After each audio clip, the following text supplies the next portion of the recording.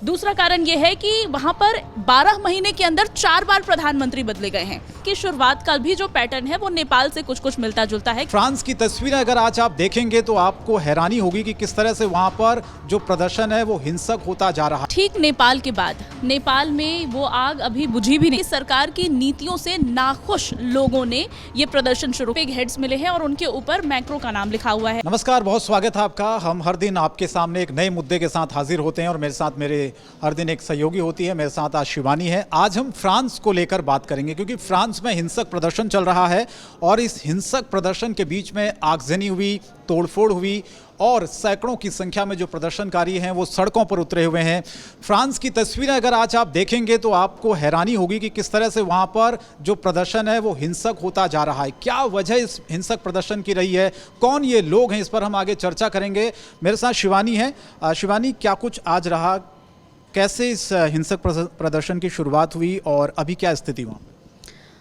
हाँ शंकर, देखिए ठीक नेपाल के बाद नेपाल में वो आग अभी बुझी भी नहीं थी कि उसके ठीक बाद ये खबर सामने आई कि फ्रांस में भी अब भीड़ ने उपद्रव करना शुरू कर दिया है। तस्वीरें पेरिस से आनी शुरू हुई कि पेरिस में कई वाहनों को आग के हवाले किया गया और कारण यही दिया गया कि सरकार की नीतियों से नाखुश लोगों ने ये प्रदर्शन शुरू किया है। और इसकी शुरुआत का भी जो पैटर्न है वो नेपाल से कुछ मिलता जुलता है क्योंकि यहाँ भी दरअसल पहले सोशल मीडिया पर एक कैंपेन के तहत यूथ और लोग एकजुट हुए। उसके बाद सोशल मीडिया से ये विवाद सड़कों तक पहुंच गया और पेरिस से शुरुआत हुई और उसके बाद कई शहरों में अब ये प्रदर्शन लोगों का देखने को मिल रहा है। कई कारण इसके पीछे बताए जा रहे हैं। उसमें से एक कारण ये है कि राष्ट्रपति मैक्रो के नीतियों से लोग खुश नहीं हैं। दूसरा कारण ये है कि वहां पर 12 महीने के अंदर 4 बार प्रधानमंत्री बदले गए हैं।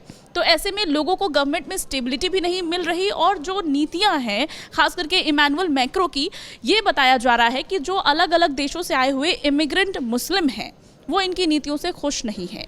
ठीक है, तो इन तमाम बिंदुओं को मिला करके यहाँ पर ये विरोध प्रदर्शन देखने को मिल रहा है क्योंकि लोगों का कहना है कि बार बार ये जो सरकार बदल रही है, बार बार जो पीएम बदल रहे हैं, इनकी वजह से इकोनॉमिकल स्टेबिलिटी भी वहाँ नहीं है और गवर्नमेंट स्टेबिलिटी भी नहीं है, जिसकी वजह से लोगों को परेशानी हो रही है। तो कुल मिलाकर ये पूरा मुद्दा है। अब फ्रांस में भी ये सेम प्रदर्शन देखने को मिल रहा है, लेकिन यहाँ पर जो अलग हुआ है शंकर, वो एक प्रकरण ये है कि यहाँ पर 9 मस्जिदों के बाहर पिग हेड्स मिले हैं और उनके ऊपर मैक्रो का नाम लिखा हुआ है। 9 पिग हेड्स हैं और उनमें से 5-6 के ऊपर शायद इमैनुअल मैक्रो का नाम लिखा हुआ है। अब इस प्रकरण को लेकर भी बातें तेज हो रही है कि क्या ये जो इमिग्रेंट मुसलमान थे ये उनको और अधिक भड़काने की साजिश है किसी की, या फिर मुसलमानों की जो असंतुष्टि है सरकार से, इमैनुअल मैक्रो से, उसको और आग देने की साजिश है किसी की, या फिर ये अंदर से आ रहा है या देश के बाहर से भी हो सकता है। जैसे कि नेपाल में प्रेडिक्शन की जा रही है कि नेपाल में जो कुछ भी हुआ हो सकता है अंदर खाने से राजशाही परिवारों की वजह से हुआ हो, या फिर इंटरनेशनल साजिश भी हो सकती है। चीन और अमेरिका की तरफ लोग देख रहे हैं, 2 सुपर पावर की तरफ, जैसे कि हर केसेस में लगभग होता है। लेकिन शंकर, एक सवाल मैं आपसे पूछना चाहूँगी क्योंकि मेरी समझ में इस पूरे मुद्दे में एक बात नहीं आ रही कि नेपाल में जो हुआ उसके बाद फ्रांस में जो हुआ, दोनों का कोई कनेक्शन हो सकता है, 2 देशों के, और कुछ पैटर्न भी सेम है। अचानक से सरकार के खिलाफ लोगों का सड़क पर आ जाना, हिंसक हो जाना, आगजनी करने लग जाना, तो इंसिडेंट सेम है, कनेक्शन भी हो सकता है क्या कुछ? देखिए, कनेक्शन, जो तस्वीरें दिख रही हैं वो तो हमें लगभग एक जैसी ही दिख रही है क्योंकि हमने नेपाल में देखा था किस तरह से हिंसक प्रदर्शन हुआ। फ्रांस में भी हम देख रहे हैं कि सेम उसी तरीके की जो भीड़ है वो फ्रांस की सड़कों पर उतरी है। लेकिन इसको थोड़ा सा जोड़ना जल्दबाजी होगा क्योंकि मैं इसलिए कह रहा हूँ आपको क्योंकि फ्रांस की जो जनता है, वहाँ की जो बहुसंख्यक आबादी है, वो दरअसल इस प्रदर्शन में शामिल नहीं है। कौन से वो लोग शामिल हैं जो अफ्रीकी मूल के हैं, बाकी कंट्रीज से आए हैं, कुछ मुस्लिम देशों से जो लोग वहाँ पर आए हुए हैं, वो लोग प्रदर्शन वहाँ पर कर रहे हैं। तो कुल मिला के हमने नेपाल में जो स्थिति देखी थी कि वहाँ की आम जनता, जो यूथ था, वो सड़कों पर उतरे थे। लेकिन यहाँ पर जो आम जनता है फ्रांस की, वो सड़कों पर नहीं है।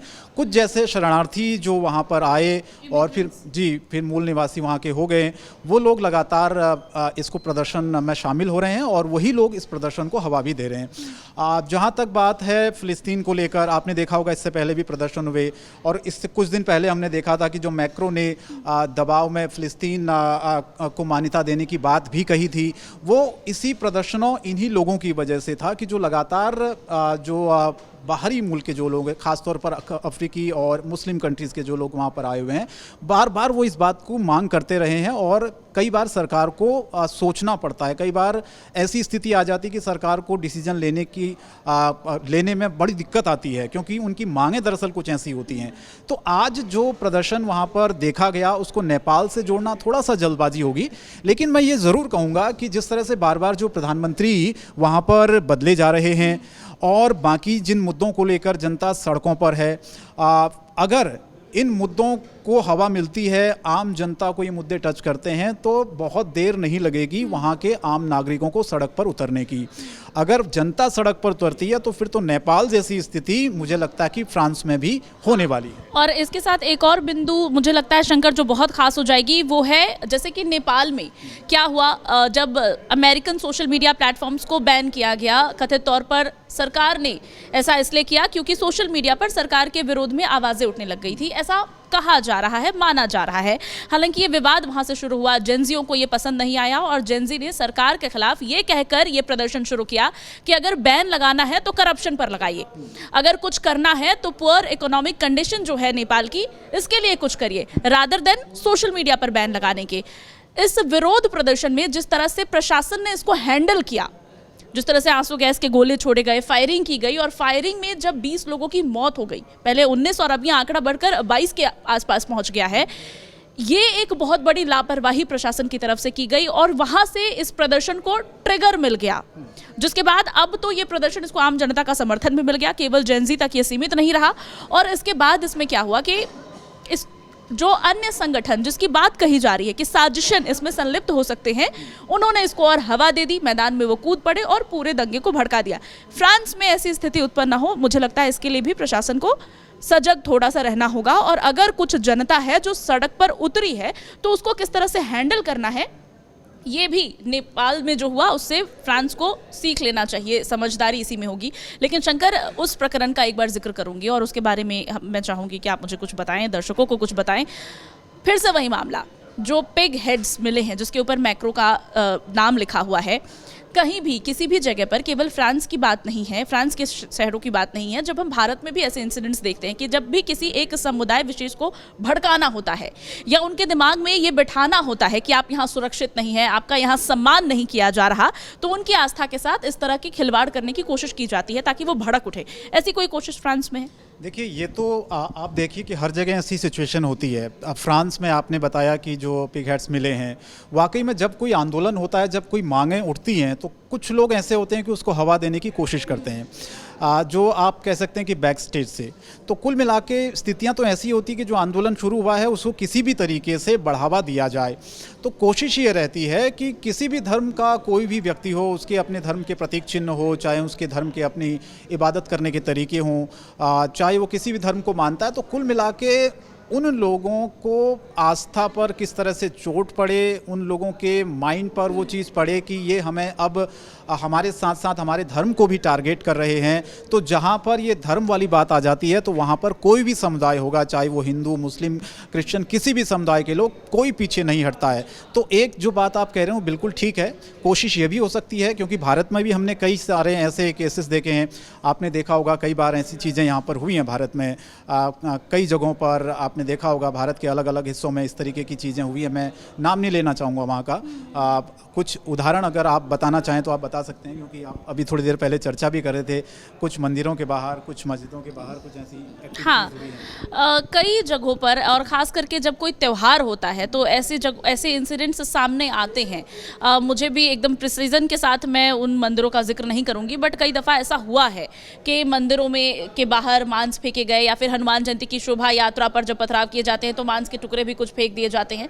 तो ऐसी घटनाएं सामने आती हैं और अखबारों में, टीवी स्क्रीन पर आपने भी देखी होगी, सोशल मीडिया पर भी पढ़ी होंगी। हालांकि ये समझना बहुत ज़रूरी है कि इस तरह की जो हरकतें होती हैं, ये ऐसा हो सकता है, ऐसा संभव है कि उस समुदाय विशेष को भड़काने की एक सोची समझी साजिश हो, एक चाल हो। तो इस पर कैसे रिएक्ट करना है, मैं समझती हूँ कि धार्मिक भावनाएं आहत होती हैं और हर किसी को राइट है, जब वो आहत होगा तो वो रिएक्ट कर सकता है। लेकिन आपका रिएक्शन क्या आपने अपने हिसाब से किया है? क्या वो आपका डिसीजन है, या फिर आपको ट्रिगर करके, मैं फिर कहूँगी, आपको वो एक्शन लेने के लिए ट्रिगर किया गया है जानबूझकर, आपकी कमज़ोर नस को पकड़ते हुए, ये समझने की ज़रूरत होती है मुझे लगता है ऐसे इंसिडेंट्स पर।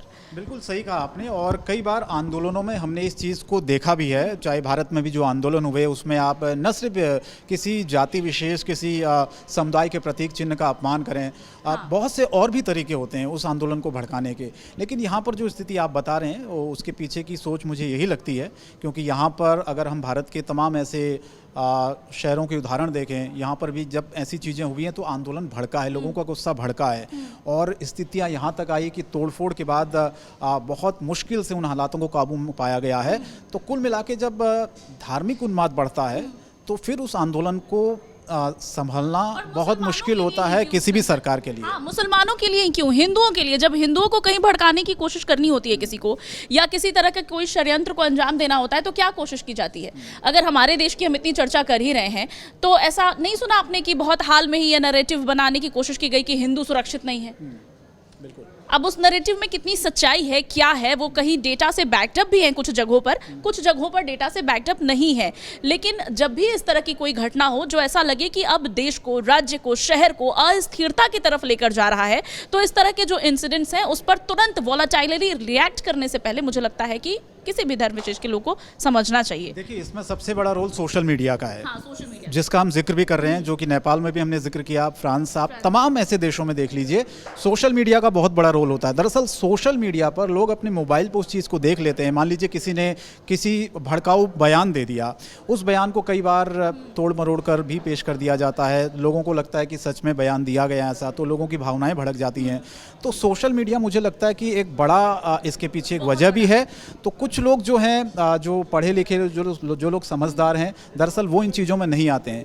आंदोलन का हिस्सा वो लोग होते हैं जो बहकावे में अक्सर आ जाते हैं। उनको लगता है कि वाकई में बहुत बड़ी बात हो गई है, हमारे समुदाय के लिए, हमारे लिए किसी ने अपमान कर दिया, हमारे प्रतीक चिन्हों का अपमान कर दिया है, तो वहाँ से वो चिंगारी शुरू होती है। फिर और एक उदाहरण जो आप मुझसे मांग रहे थे शंकर, मुझे उसका तो नहीं मिला, लेकिन एक मेरे दिमाग में है और बहुत रीसेंट की ये घटना है, पहलगाम आतंकी हमला।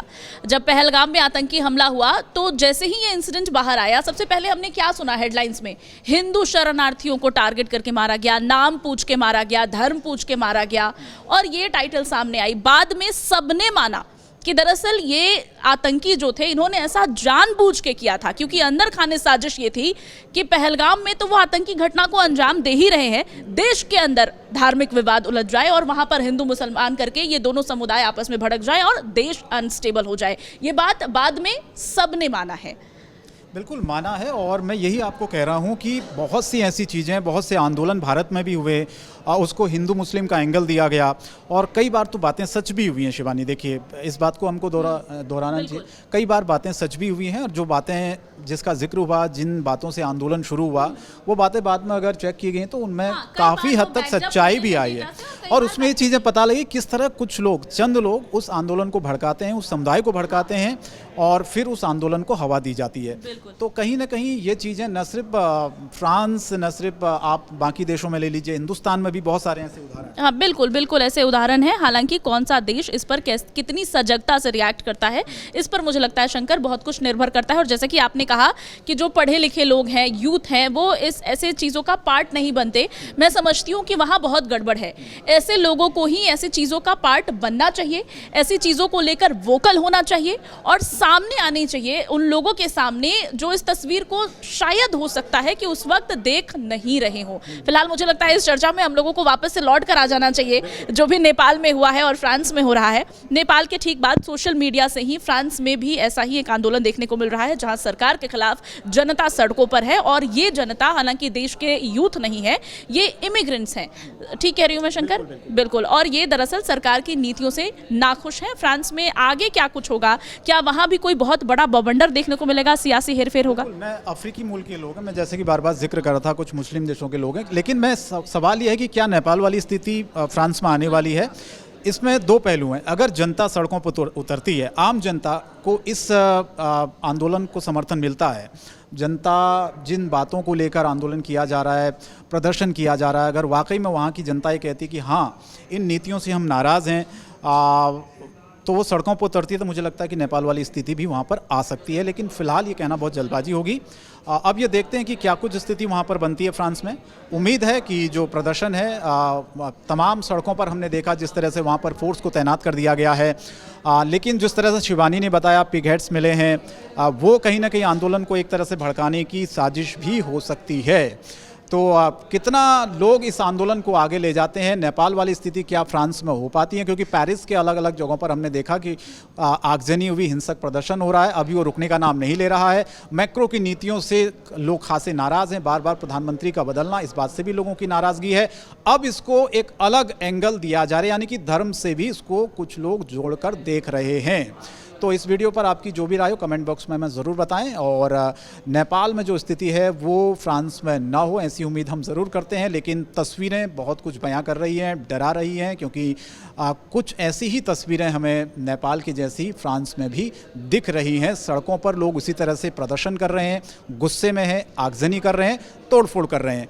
ठीक कहा शिवानी मैंने? बिल्कुल, और उम्मीद यही रहेगी कि ऐसा कुछ ना हो, लेकिन उससे भी बड़ी उम्मीद मुझे ये रहेगी कि इस जो भी प्रकरण में आम जनता के जानमाल का नुकसान ना हो, हताहत ना हो। जो तस्वीरें, जो गलतियां नेपाल में मुझे लगता है नागरिकों ने की अपने ही रिसोर्सेज को, एसेट्स को तोड़ करके, क्योंकि पब्लिक प्रॉपर्टीज आम जनता की ही प्रॉपर्टी होती है, वो फ्रांस में ना हो। इस वीडियो पर आपकी जो भी प्रतिक्रिया है कॉमेंट बॉक्स में लिखकर बताइए, और जो भी होगा फ्रांस में आपको ऐसे ही डिस्कशन में हम आकर बताते रहेंगे।